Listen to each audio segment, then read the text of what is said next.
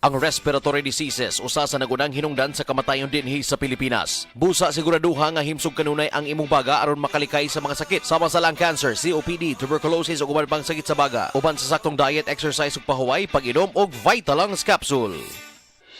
The original Koi Herbal Capsule.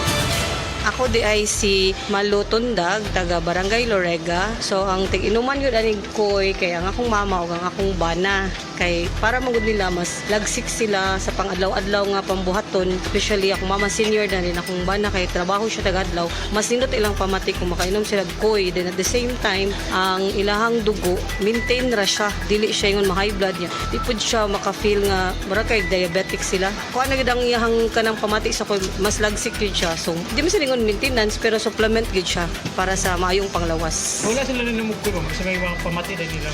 The usual nga bugat ilang lawas sa tungod sa pag-adlaw-adlaw nga kuan din kanang sa katigwango na pud sa mga senior kanang mga bukog-bukog.